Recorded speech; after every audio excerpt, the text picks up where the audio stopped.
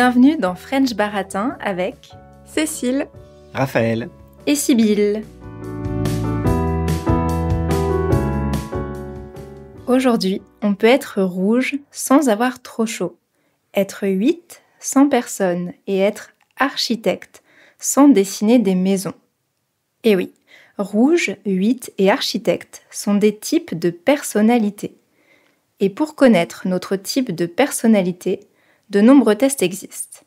On répond à des questions parfois un peu étonnantes. Par exemple, est-ce qu'on passe des heures à explorer certains sujets ? Est-ce qu'on pleure quand quelqu'un d'autre pleure ? Ou encore, est-ce qu'on prévoit toujours un plan B au cas où ? En 2024, plus de la moitié des entreprises utilisent ce type de test pour départager les candidats à un poste. Les recruteurs estiment que les tests de personnalité les aident à prédire les performances des futurs employés. Dans le contexte plus personnel des réseaux sociaux, on voit de plus en plus de profils indiquer un type de personnalité, résumé en 4 lettres, un chiffre ou une couleur. On vend même des tasses affichant la personnalité de leur propriétaire. Alors, pourquoi mettre les gens dans des cases ? Les tests de personnalité sont-ils utiles ? C'est la question du jour dans French Baratin. Pour commencer, comme d'habitude, je vous propose un petit quiz. Alors, dans quel contexte est-ce qu'on a commencé à penser que la personnalité était importante pour remplir certaines missions ? Est-ce que vous avez une idée ? Raphaël, par exemple ? Je sais pas, les années 90 ? Alors, c'est un peu plus vieux. Cécile, une idée un peu au hasard, parce que c'est très dur comme question, j'avoue. Je dirais les années 60-70. On n'est pas très loin. Alors en fait, la première fois où on a commencé à faire le lien entre personnalité et travail, c'est dans le contexte de l'invention de l'arme nucléaire, qui changeait la manière de faire la guerre. Et c'est l'armée américaine qui a réalisé que dans un contexte de guerre classique, en fait, on est plus ou moins dans un contexte de légitime défense et donc il n'y a pas de problème moral, on va forcément tirer sur les autres parce qu'ils nous tirent dessus. Mais dans le contexte où il faut aller larguer une bombe nucléaire au-dessus d'un peuple qui, en partie, ne nous a rien fait, il ne faut pas des gens qui auraient des problèmes moraux, qui ressentiraient une trop forte culpabilité et donc on va devoir choisir certains types de personnalités pour rejoindre l'armée et en tout cas pour prendre ces fonctions-là. C'est assez glauque. C'est fou. C'est assez glauque, mais c'est la première fois qu'on s'est dit il faut une certaine personnalité pour faire un certain job. C'est intéressant. Alors, on va arriver dans quelque chose d'un peu moins dramatique. Quel est le test le plus utilisé aujourd'hui par les entreprises ? Cécile ? Le test MBTI ? C'est ça, exactement. Donc le MBTI, c'est le Myers-Briggs Type Indicator, qui vient des États-Unis et qui est aujourd'hui le plus utilisé. Donc il y a à peu près 20 000 tests par jour.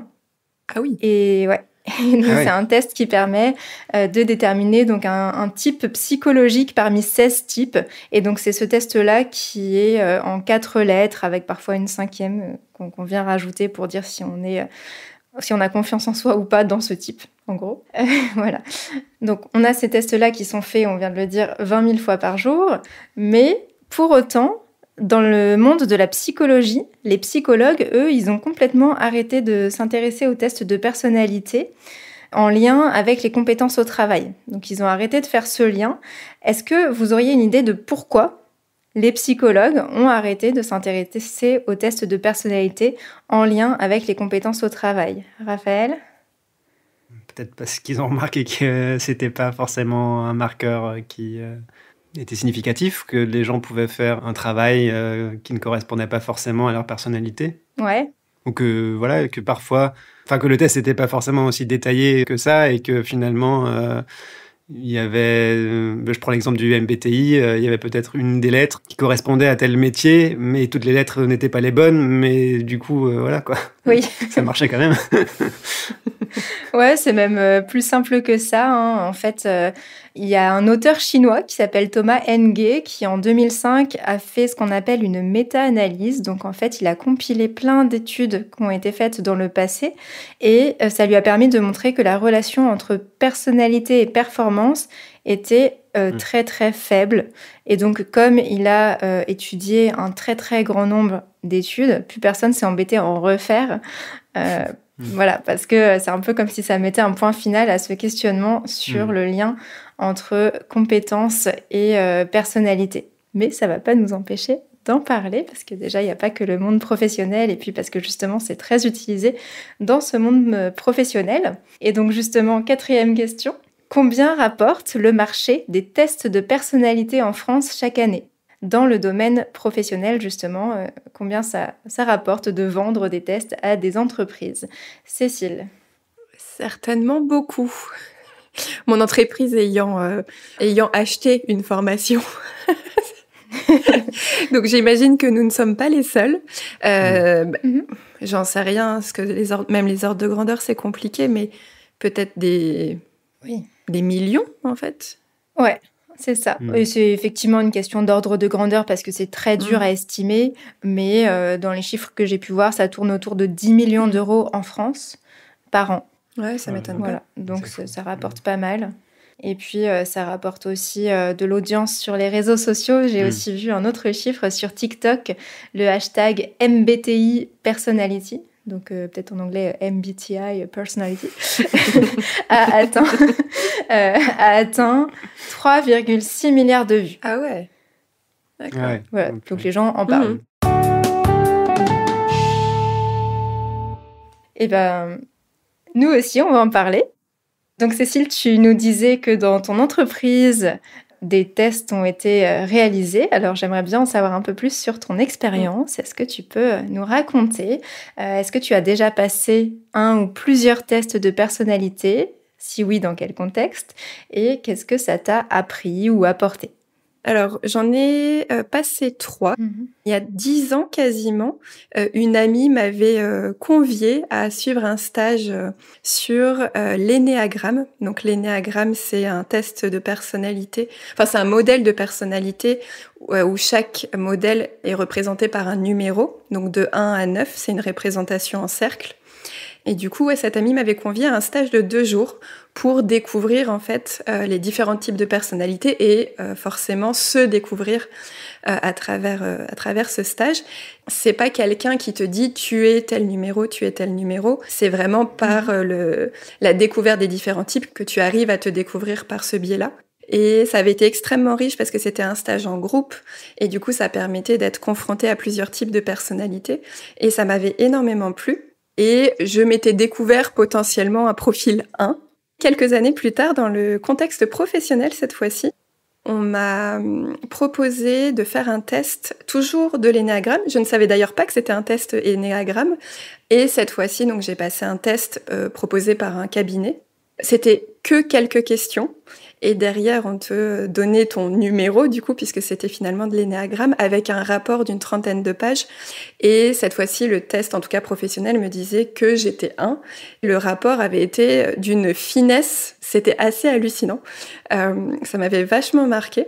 Et un peu plus tard, je pense que c'était peut-être avec vous d'ailleurs, où on a pas mal parlé de MBTI, des 16 personnalités, et c'est là où j'ai pu un petit peu faire le test sur Internet.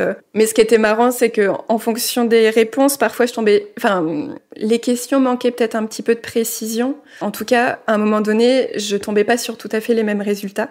Mais du coup, au final, je tombais beaucoup sur INFJ. Et ça m'avait beaucoup marqué aussi ce qui avait été écrit. Et récemment, effectivement, comme je le mentionnais, l'entreprise dans laquelle je travaille a proposé de suivre une journée de formation, de découverte du test des couleurs. Donc je crois que ça s'appelle le test DISC. De la même façon que le stage d'énéagramme, on fait pas un test et on te dit t'es telle couleur.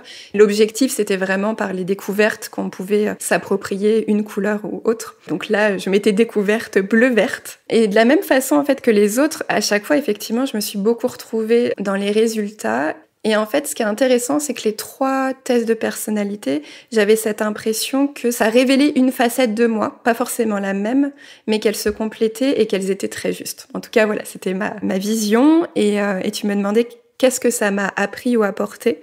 Je pense que ça m'a vraiment permis une meilleure connaissance de moi, une meilleure compréhension des autres, tant en perso qu'en pro. Parce que du coup, j'ai pu comprendre certaines personnes de mon entourage que je ne comprenais pas et qu'en fait, tout à coup, elle se révélait un petit peu. Et ça a permis une meilleure communication du fait qu'on se comprenne potentiellement mieux.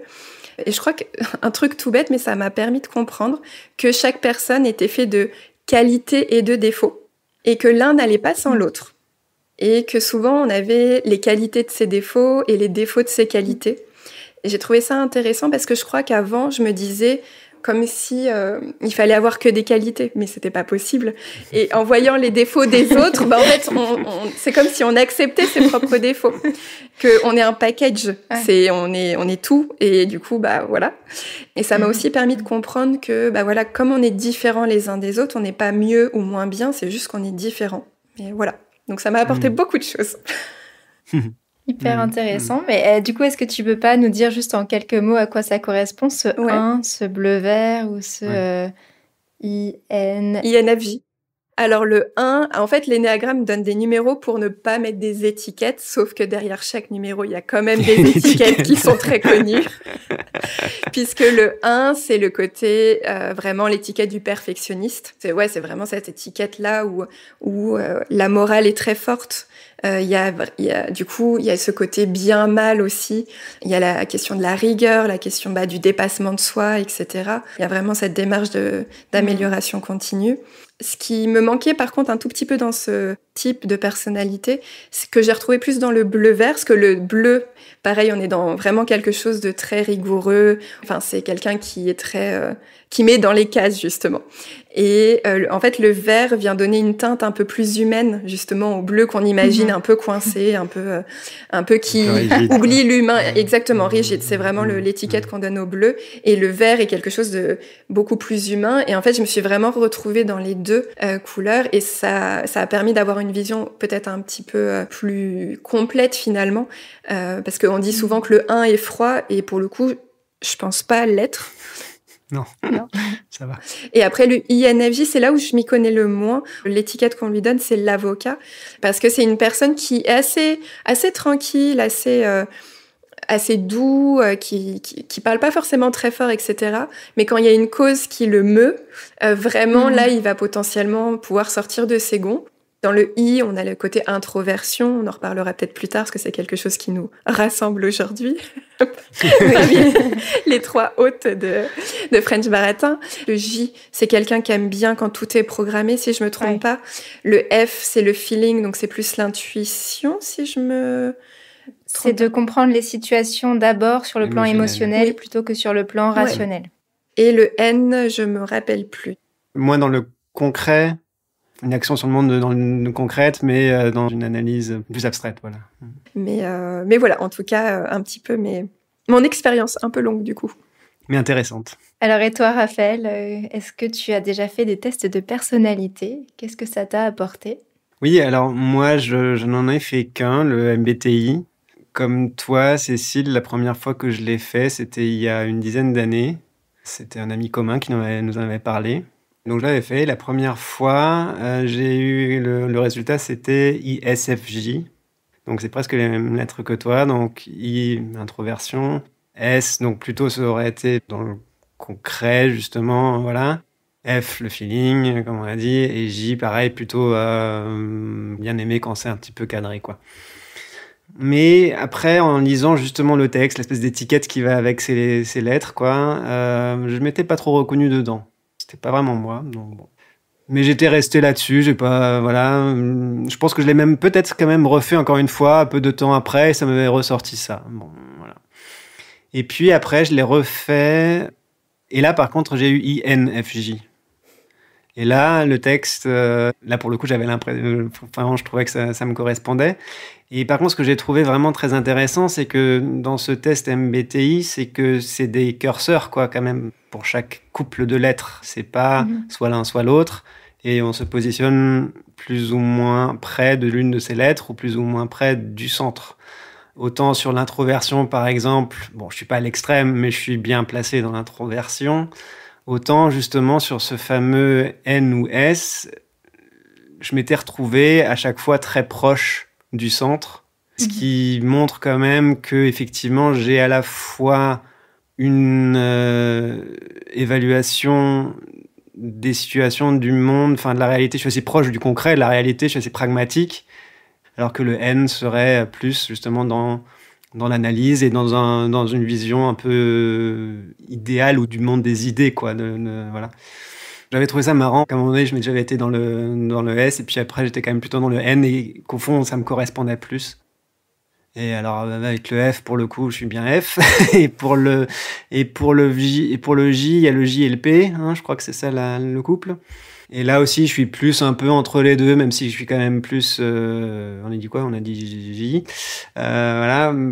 L'un des éléments intéressants dans ce couple-là, c'est P versus J. C'est aussi la facilité qu'on a à s'adapter à un changement de situation. Dans quelle mesure ce changement de situation va nous perturber ou pas ? Et les gens qui sont P s'adaptent très vite. Il y a quelque chose qui change, hop, ok, on change de plan. Enfin, voilà. Les gens qui sont J, ils sont d'abord un peu perturbés. Ils se disent, merde, qu'est-ce que je fais, nanana. Et puis après, ils changent. Et moi, je suis assez comme ça. Ça prend pas longtemps, effectivement, mais j'ai d'abord un moment de merde. Et voilà, il y a un petit moment de voilà, oui, j'ai besoin de d'abord accepter le fait que la situation a changé, quoi. Et donc effectivement, ça m'a quand même apporté quelque chose. Ça m'a apporté une confirmation peut-être ou une clarification de certains traits de ma personnalité.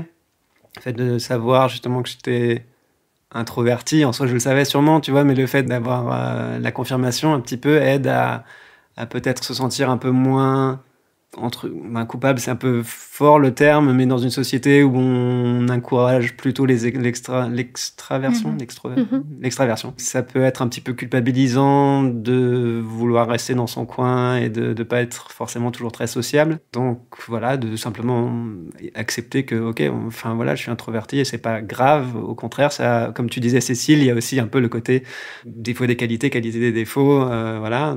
Aussi sur la lettre F. Le feeling, enfin aussi quelque chose avec lequel parfois j'ai du mal, où je me sens, parce que ça implique aussi une certaine sensibilité, et voilà, quelque chose qui n'est pas toujours facile, entre guillemets, à gérer non plus, quoi. Donc ça permet effectivement d'avoir une meilleure compréhension de certains de ces traits de caractère. Merci beaucoup. Et toi, Sybille ? Et ben moi, alors en fait pour moi les tests de personnalité quand j'étais ado, même quand j'étais jeune, c'était quelque chose de ludique dans les magazines pour adolescents ou les magazines féminins. Donc je ne savais pas qu'il y avait des tests de personnalité sérieux. Pour moi c'était quelle sportive êtes-vous, quelle cuisinière êtes-vous, et donc en fonction de ce qu'on répondait dans le petit quiz, on nous disait ah bah t'aimes bien cuisiner, ou alors toi tu vas toujours au restaurant parce que tu sais pas cuisiner. Enfin, voilà. Donc quelque chose qui n'avait pas grand intérêt mais qui était rigolo à faire sur la plage avec des copines.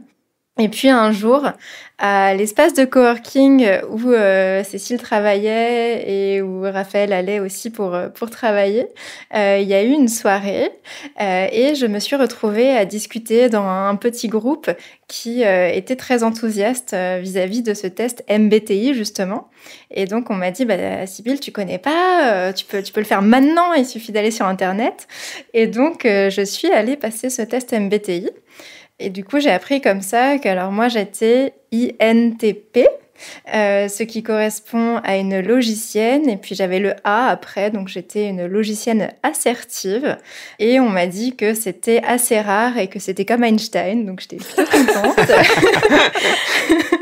Voilà, donc j'étais ravie. Je trouvais que c'était assez valorisant, mais ça m'a pas vraiment changé ma vie. Mais en tout cas, j'ai quand même trouvé ça rigolo. Et puis c'est vrai que ce qu'ils expliquaient sur ma personnalité effectivement me ressemblait, parce que je pense que pour moi, ce test-là, il est assez adapté vu que je suis assez clairement dans chaque case, quoi. Donc je suis comme vous, sauf que moi, j'ai pas le F, j'ai le T. Et donc effectivement, quand il y a une situation nouvelle qui apparaît, je la regarde peut-être plus avec un œil rationnel plutôt que d'être dans l'émotionnel, même si je suis tout à fait capable d'émotion par ailleurs. Et le P, je suis quelqu'un qui s'adapte bien au changement, mais en revanche, en effet, je ne suis pas toujours la plus organisée. Donc oui, ce test-là me correspondait assez bien. Et par contre, par la suite, j'ai pu discuter avec des personnes comme vous et comme d'autres amis qui m'ont parlé d'autres tests, et j'ai pu soit les faire, soit juste en discuter, essayer de comprendre dans quelle case, entre guillemets, j'irais. Et ces autres tests, ils me convenaient pas du tout parce que je trouvais qu'aucune case me correspondait. Par exemple, l'énéagramme, là, j'ai une amie qui a fait aussi une formation et qui était très enthousiaste. Et elle nous écoute, donc je lui fais un petit coucou. Mais cette amie, elle m'a fait rire parce que moi, j'ai passé ce test et j'avais plusieurs chiffres qui me correspondaient, dont un, je crois que c'était le 9, qui disait que j'étais un peu épicurienne, donc j'aimais le plaisir. 7, pardon. Bon, c'était le 7, voilà, j'ai pas bien retenu. Et donc, le 7 disait que j'aimais bien, que je recherchais le plaisir, que j'aimais pas souffrir, des choses comme ça.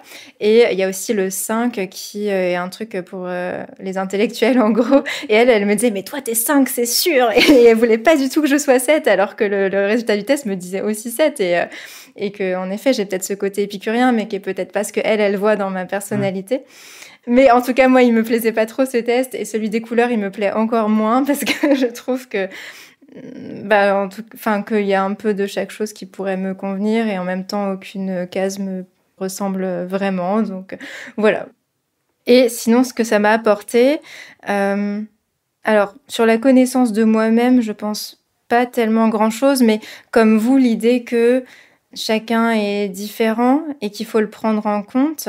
Et ça, je m'en suis vraiment rendu compte dans une discussion avec ma petite sœur qui, elle aussi, a été très enthousiaste vis-à-vis de ces tests de personnalité à un moment donné et qui, elle, a réalisé effectivement qu'il y avait différents caractères et qu'on était comme ça et que c'était pas pour embêter le monde, en quelque sorte, qu'on avait certains traits de personnalité. Par exemple, le fait que je sois assez désorganisée, maladroite, moi je suis beaucoup dans mes pensées et donc pas dans le concret, eh bien pour elle, c'était un défaut et peut-être qu'elle considère toujours que c'est un petit peu un défaut, mais en tout cas, elle m'a dit que elle avait plus compris que c'était aussi ma personnalité et que voilà, j'étais comme ça de toute façon et qu'il y avait le côté positif que j'étais plus flexible qui allait aussi avec. Je tiens à préciser quand même que même si Sybille est comme Einstein, Raph, nous, on est comme Gandhi.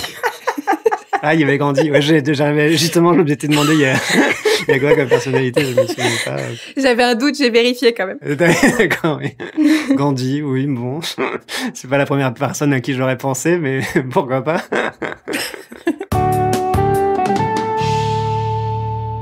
Alors, je trouve que ça fait une très bonne transition parce que si effectivement j'ai peut-être une personnalité proche de celle d'Einstein, qui sait, je suis absolument certaine de ne pas avoir ses compétences, malheureusement.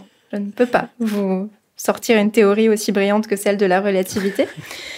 Et donc, nous allons pouvoir débattre sur ce que sont vraiment ces tests de personnalité, ce qu'ils peuvent nous apporter et quelles sont leurs limites. Alors, dites-moi d'abord, d'après vous, de façon générale, qu'est-ce que ces tests de personnalité peuvent apporter dans la vie quotidienne ou dans nos relations personnelles? Moi, je pense qu'en fait, une fois qu'on comprend mieux comment on fonctionne et comment les autres fonctionnent, quand on comprend ce que tu as dit sur le fait qu'on ne fait pas ça pour embêter le monde, du coup, on va pouvoir mettre en place des stratégies pour pouvoir mieux faire ensemble. Et quelque chose qui m'a quand même marqué, alors comme moi j'étais très sceptique sur le test des couleurs, et après avoir fait la formation en entreprise, je suis beaucoup moins sceptique qu'avant. Ça m'a assez étonnée. Mais en tout cas, ça m'a permis de mieux comprendre, par exemple, ma supérieure et mes collègues. Et en fait, ça permet de mieux organiser la façon dont on fait les choses avec nos collègues, comment on va dire les choses, qu'est-ce qu'on va dire, qu'est-ce qu'on va pas dire, à quel moment on va les dire. Plein de petites choses qui paraissent de l'ordre du superficiel. Et en fait, je pense que c'est un petit peu la base de tout. Et par exemple, donc moi je suis bleu-vert, notamment un peu bleu, et du coup j'ai une supérieure qui est rouge. Et en fait, pour s'adapter à moi, elle a fait en sorte de faire des réunions avec moi qui durent un peu plus longtemps, parce qu'elle sait qu'en tant que bleu, j'ai besoin d'exposer un nombre assez important d'informations. Et avant, c'était des réunions qui étaient un peu rapides et j'avais pas le temps d'aller au bout parce que j'avais besoin de lui expliquer. Et du coup, ça a vraiment changé. Je me suis sentie beaucoup plus appréciée d'une certaine manière, appréciée au sens où on prend en compte mes besoins. À l'inverse, moi, j'ai compris que la personnalité rouge avait besoin d'être beaucoup dans la concision. On est aussi dans la rapidité.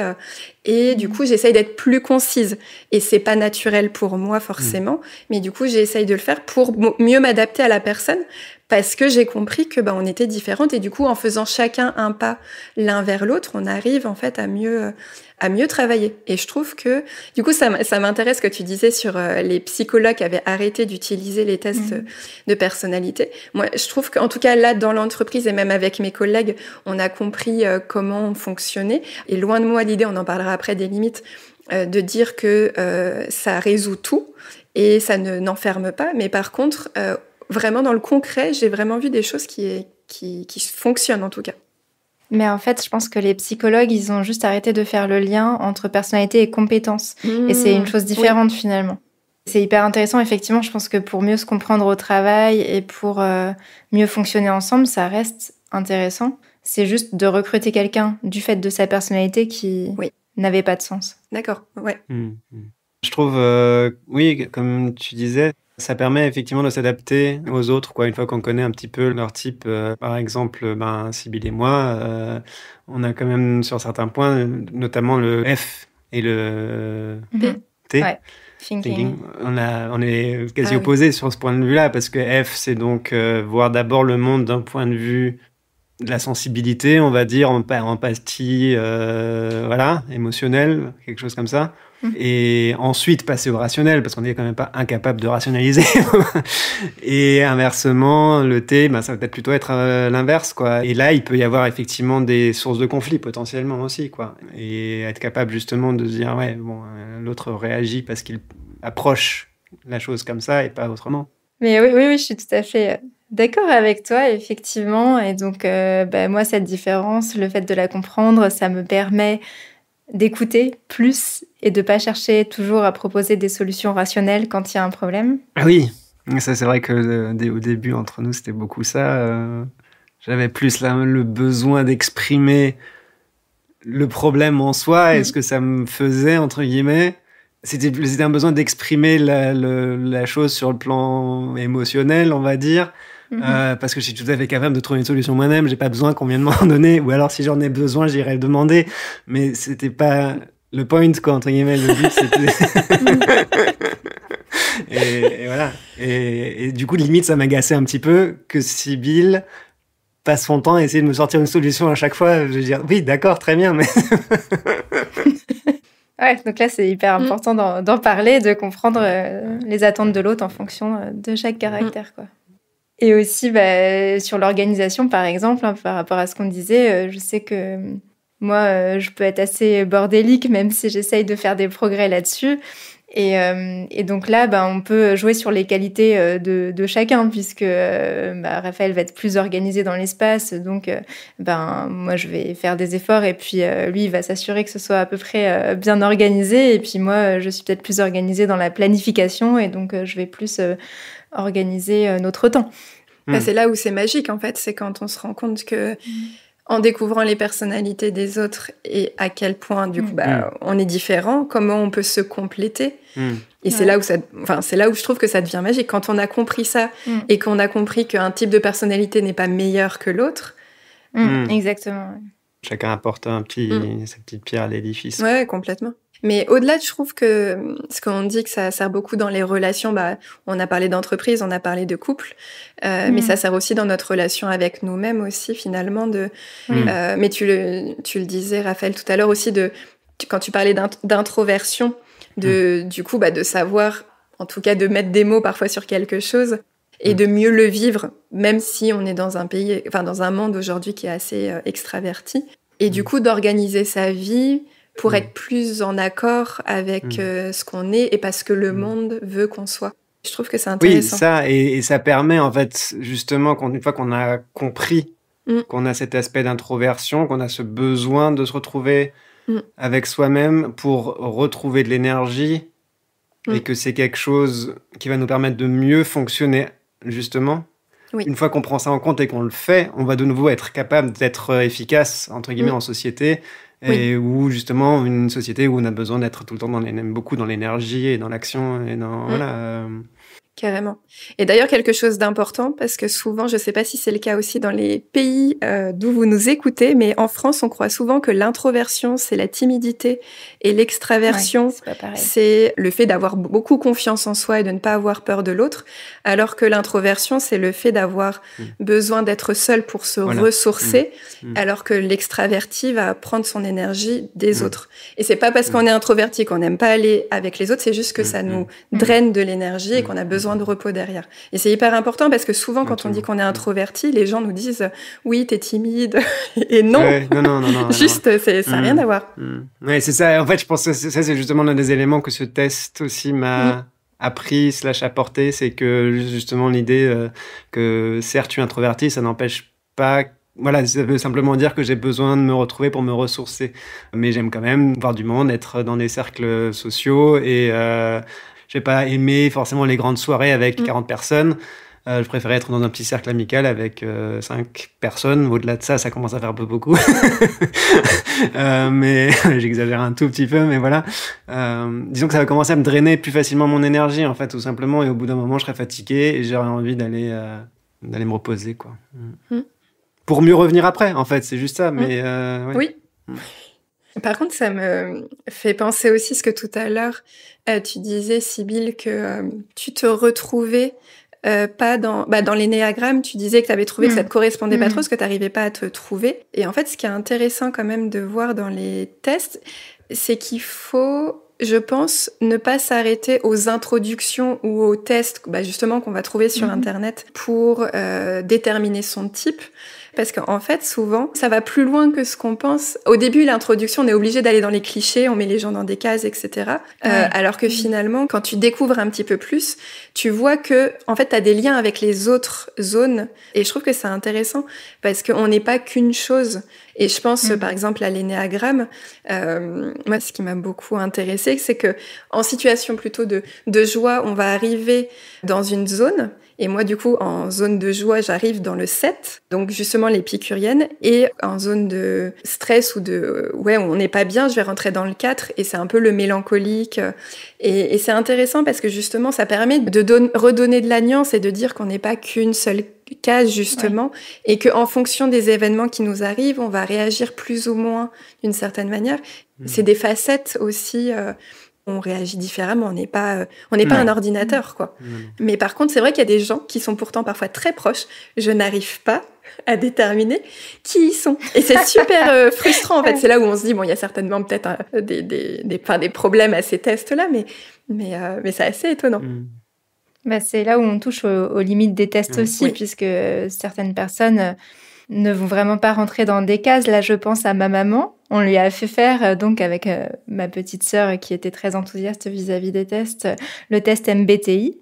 Et elle a recommencé plusieurs fois. Et la seule lettre qui n'a jamais bougé, c'est le I, puisque nous sommes donc une famille peut-être d'introvertis. Mais elle a eu tous les autres résultats sur les autres lettres. Et je pense que ma maman est certainement quelqu'un de très équilibré et que c'est peut-être ça qui ressort dans le fait qu'il y ait cette grande variabilité. Mais voilà, ça montre aussi qu'on cherche à mettre ensemble des choses qui ne vont pas ensemble, en fait. Je pense, par exemple, on peut très bien avoir la qualité d'être à la fois synthétique et attentif aux détails. Et on va s'adapter, comme tu disais, selon les circonstances.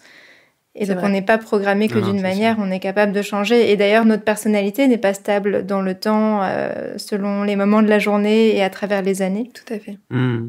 Et puis, le résultat peut peut-être parfois tout simplement dépendre de l'humeur du moment, quoi. Parce que certaines facettes de notre personnalité, justement, vont peut-être ressortir à tel moment et d'autres à un autre moment. Et du coup, le résultat peut être variable. Et c'est bon, évidemment, je connais pas trop, là, pour le coup, l'énéagramme et le test des couleurs, mais donc je peux pas vraiment en parler. Je parle que du MBTI, du coup. Mais c'est là où ce que je trouve intéressant dans celui-là, c'est le côté curseur, justement. Et là où ça devient, on apprend finalement presque plus, c'est peut-être quand le curseur est plus proche du centre ou varie comme ça entre deux positions possibles. Parce que justement, ça révèle peut-être plus une complexité un peu plus importante que si on est limité à, entre guillemets, limité, on va dire, à l'introversion. Voilà. Oui, c'est vrai que la notion de curseur est intéressante. Dans le test des couleurs, j'ai eu l'impression, c'était comme un un cercle des couleurs et on était plus ou moins on était répartis dans ce cercle. Enfin, je sais pas comment expliquer ça sans image, mais on pouvait avoir plusieurs couleurs et du coup, on n'avait pas la même place par rapport au centre. Comme un graphique. Oui, tout à fait. Oui, merci Sybille d'avoir rendu ma parole concise. Peut-être que je suis un peu rouge. Mais justement, sur ce test des couleurs, on avait dû répondre à des questions. Et en fait, dès lors que, quand on répond à des questions sur Internet, en fait, il y a de toute façon un biais, étant donné que c'est nous qui répondons. Ouais. Et consciemment ou inconsciemment, on va plus ou moins répondre la vérité. Ouais. Parce qu'il y a certaines questions, en tout cas, certaines réponses qui nous plaisent pas tout à fait, qu'on n'est pas forcément très à l'aise avec le fait d'être comme ça et de le dire de façon factuelle. Et moi, je me rappelle quand j'ai fait ce test, il y a une question, ça m'embêtait vraiment d'appuyer sur une des réponses. C'était pas très reluisant, quoi. Enfin, je suis pas à l'aise. Et en même temps, je sais que c'est vraiment ça que je pense. Je trouve que c'est intéressant. Effectivement, c'est vrai que ce qui est quand même embêtant derrière ces tests, surtout s'ils sont utilisés pour du recrutement, c'est qu'il y a quand même un jugement de valeur derrière et donc ce qu'on appelle un biais de désirabilité sociale où il y a certains comportements qui vont être considérés comme plus désirables, comme on disait par exemple pour l'extraversion. Et donc, en fait, si le candidat il est malin et qu'il a compris ce qu'on attendait, il va juste répondre en fonction du caractère attendu et pas en fonction de la réalité. Et là, ça peut aussi d'ailleurs discriminer certaines personnes qui vont vouloir être honnêtes. Et j'avais lu que apparemment les femmes avaient tendance à répondre de manière plus honnête parce qu'on avait aussi ce cliché qu'on attendait d'elles, une forme d'honnêteté.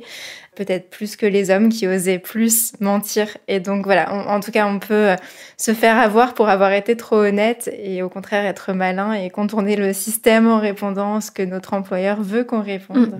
Oui, complètement.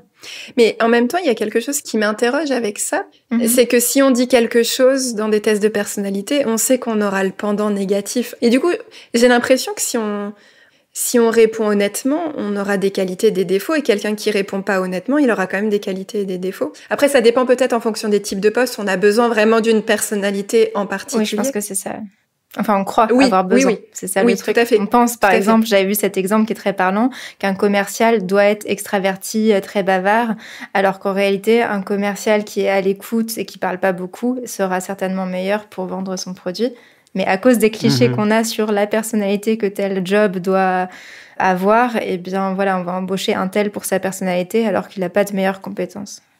Et moi, ce que je me dis, en fait, c'est aussi si quelqu'un s'intéresse à un métier, peut-être que parce que sa personnalité, dans une certaine mesure, correspond aussi à ce métier. Je pensais notamment à l'exemple des astronautes. Il faut quand même avoir un type de personnalité assez particulier en l'occurrence, je pense, pour vouloir aller dans l'espace et faire voilà. Je pense pas que quelqu'un de très stressé dans la vie aura envie d'être astronaute. Voilà, donc c'est là où ça va dans l'autre sens, quoi. C'est vrai que c'est un très bon exemple parce que c'est un cas où on pourrait se dire là, sur ce cas particulier, il faut recruter sur la personnalité. Mais en même temps, comme tu dis, les personnes s'auto-désignent et elles savent elles-mêmes si elles vont être capables de s'adapter. On peut avoir l'air d'avoir une personnalité stressée, mais savoir que face à la réelle situation de stress, on saura bien réagir. Et dans ce cas-là, on postule. Et c'est sur les compétences que ça doit faire la différence. Ouais, c'est vrai, ça. Je pense pas qu'il y ait beaucoup de J parmi les astronautes dans le test MBTI. Et il faut avoir cette capacité à s'adapter très très vite à une situation, c'est ce que je veux dire. Oui. Mais ou alors ils s'adaptent, peut-être que ça va les stresser, que du coup ça leur plaît pas, mais qu'ils vont quand même faire les bons gestes parce qu'ils auront appris et que c'est des compétences qu'ils ont développées. Oui, c'est vrai, tu apprends aussi à faire certaines choses. Ouais, et puis ça peut dépendre. Moi je sais que je suis J, le changement c'est un petit peu compliqué, j'ai besoin d'un temps. Mais par contre, par exemple, quand j'ai fait de l'événementiel, notamment dans l'espace de coworking dans lequel je travaillais et qu'on faisait des distributions de produits locaux, parfois, il y avait des problèmes qui arrivaient. J'avais eu une journée où il y avait eu quelqu'un qui était allé en prison, qui s'était fait arrêter, quelqu'un qui avait crevé sur la route. Enfin, c'était parmi les producteurs. Enfin bref, plein de problèmes. J'avais eu 3 problèmes vraiment bizarre. Ouais, c'est fou. Et en fait, il faut gérer parce que les clients, ils viennent chercher leurs produits et ils doivent repartir avec leurs produits.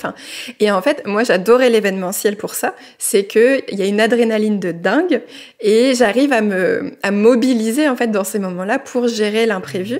Et j'aime ça. Mais alors, par contre, dans la vie quotidienne, si on me dit j'avais prévu ça et en fait on fait ça, c'est plus difficile.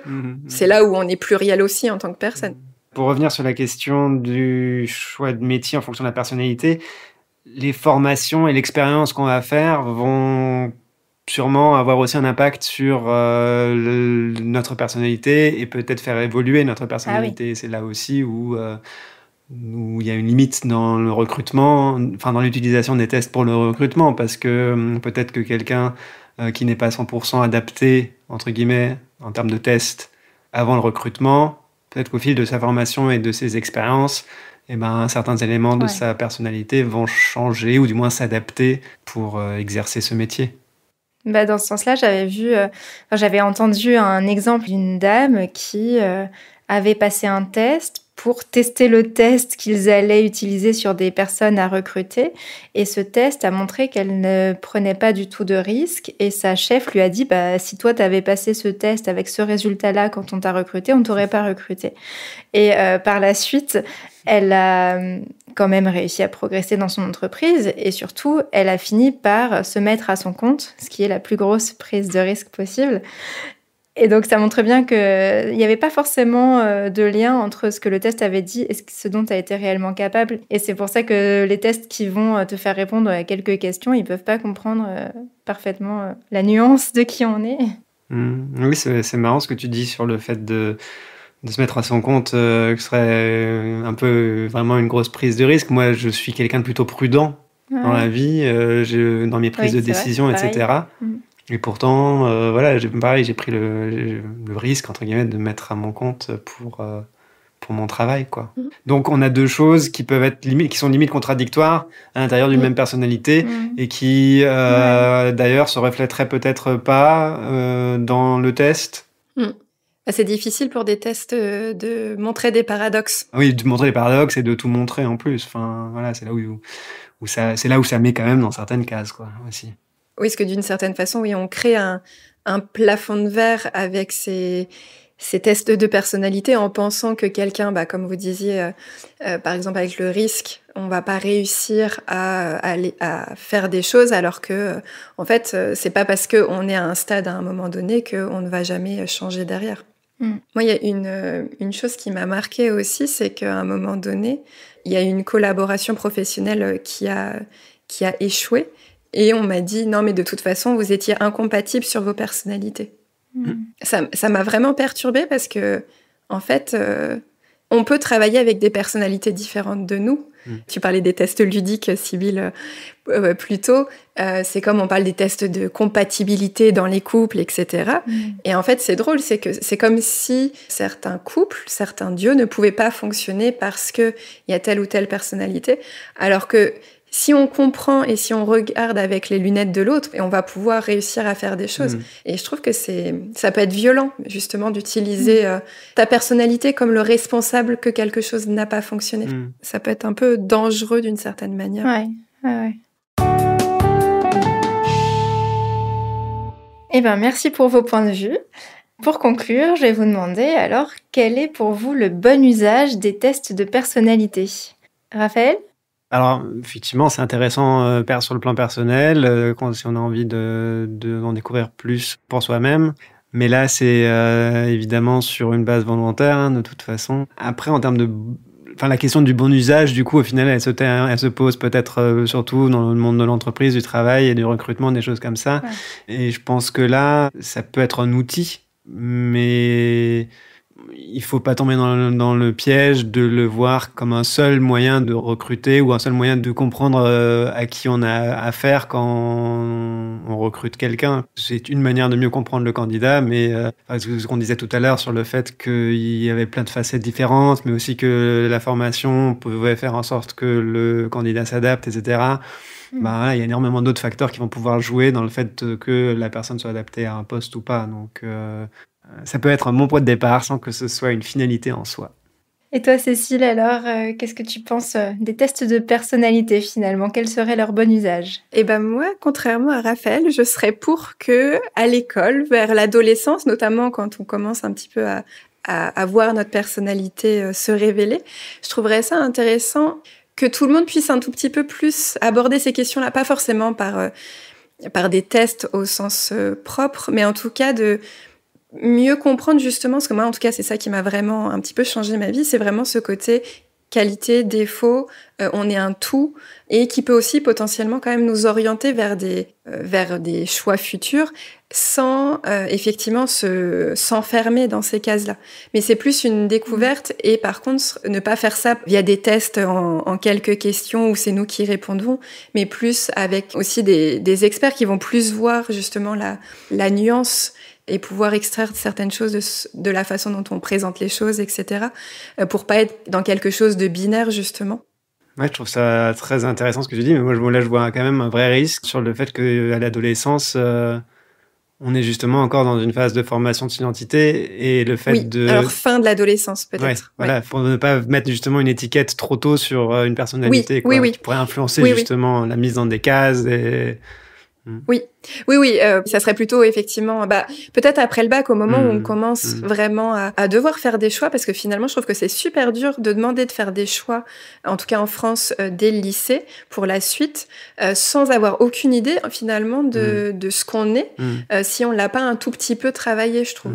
Mais en tout cas, je trouve que c'est assez magique, et notamment pour le vivre ensemble, puisque c'est quand même ça, c'est sûr que c'est un choix, c'est même pas un choix, c'est qu'on doit vivre ensemble, et pour réussir à mieux interagir les uns avec les autres, que ça soit dans les relations amicales, amoureuses, professionnelles, familiales, etc. Et je trouve que finalement, ça serait intéressant que tout le monde puisse un petit peu toucher du doigt ça pour qu'on se rende compte qu'on ne voit pas le monde avec les mêmes lunettes. Mais par contre, toujours en gardant en tête que l'humain n'est pas mathématique. C'est pas 1 + 1 = 2 quand on parle de test de personnalité. Et c'est 1 égale l'infini, pour le coup, je pense. Et toi, Sybille, pour conclure? Eh bien, moi, je trouve que vous avez dit beaucoup de choses très pertinentes. Pour ma part, je limiterais un petit peu l'utilisation des tests de personnalité pour déterminer le rôle d'une personne, en fait. Donc, pour lui donner un poste en entreprise ou un rôle même dans un groupe. Par contre, je pense qu'on peut avoir un usage ludique déjà des tests de personnalité qui sont assez amusants à faire et qui peuvent amener de manière assez agréable à mieux se comprendre effectivement soi-même et puis surtout les uns les autres. Donc je pense que je limiterais plutôt l'usage des tests de personnalité à la sphère personnelle en fait et aux relations, ou alors éventuellement au travail, mais vraiment dans un environnement bienveillant et où on mette bien en avant ce qu'est réellement un test de personnalité. Parce que ce que j'avais lu aussi, c'est que une des sources du problème, entre guillemets, c'est qu'aujourd'hui, ceux qui font passer les tests de personnalité ne sont pas formés ou formés que pendant 2 jours, alors qu'il y a 20 ans, ce genre de test était utilisé par des psychologues qui avaient travaillé des années sur le sujet et qui en comprenaient bien toute l'ampleur, toute la nuance. Voilà, donc je pense qu'effectivement, on peut l'utiliser aussi dans le monde du travail, mais en étant bien conscient des limites des tests et de leur sens plus riche que ce qu'on peut en avoir l'impression si on met seulement des gens dans des cases. Alors c'est tout pour aujourd'hui. En bonne introvertie, nous allons tous nous reposer dans notre coin après cet épisode animé. Si vous avez aimé l'épisode, parlez-en autour de vous, à vos proches et amis, quelle que soit leur personnalité. Et pour prolonger le plaisir avec une transcription et des exercices, rendez-vous sur notre Patreon où on vous proposera, entre autres ce mois-ci, un test de personnalité fait maison. À bientôt dans French Baratin. À bientôt. À bientôt.